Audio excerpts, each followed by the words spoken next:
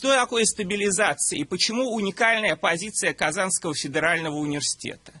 Вот либо Ташкент – это совсем мусульманский мир, и мы четко видим, что вся эта модернизация западная вся ушла. Ушли татары и ушел авиазавод, соответственно. И наши уважаемые среднеазиатские кадры, им и авиационная промышленность не нужна, и вообще им модерновый мир не нужен.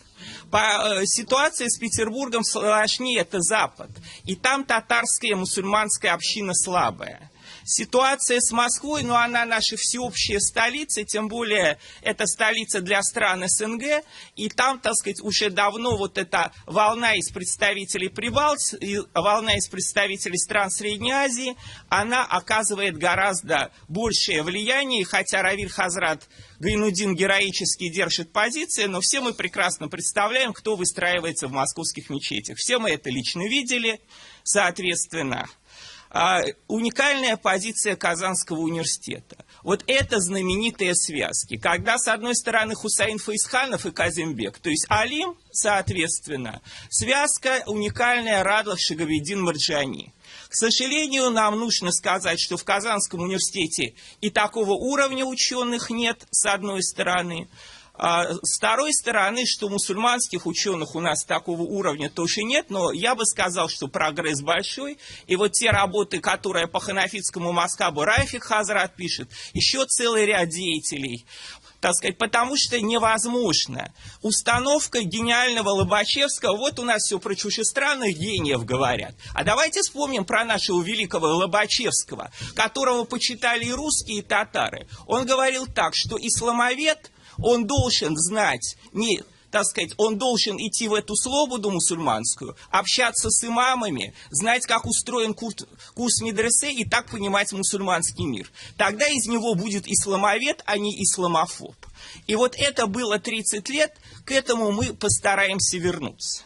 Еще один важнейший момент, что на самом деле действительно ответственность лежит на нас.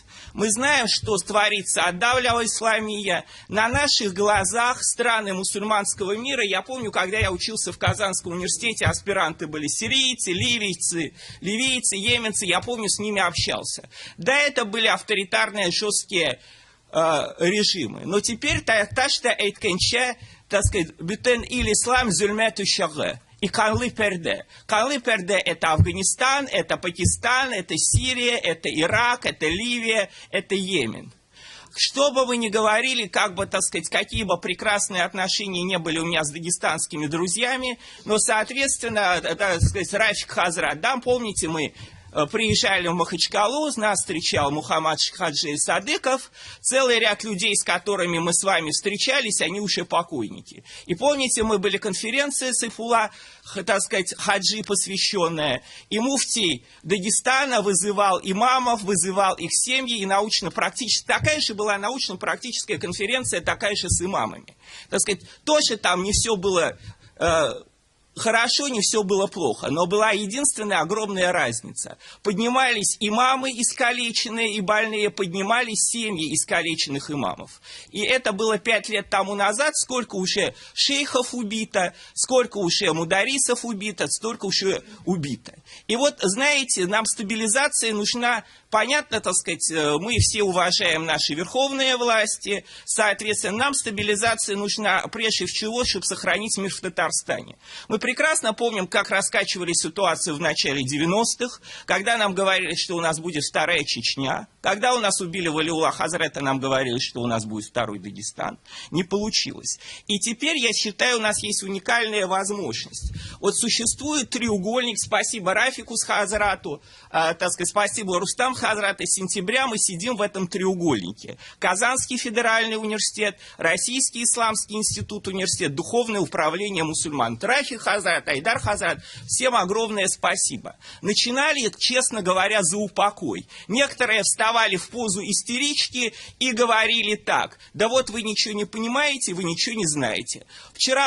Позавчера прошло прекрасное заседание, вот Рустам Хазрат свидетель, 4,5 часа. Утвердили кураторов для всех дисциплин в медресе, кто будет писать УМК. Полное согласие между представителями ДУМРТ, между КФУ, были представители ректора большинства вузов. Это действительно был прорыв.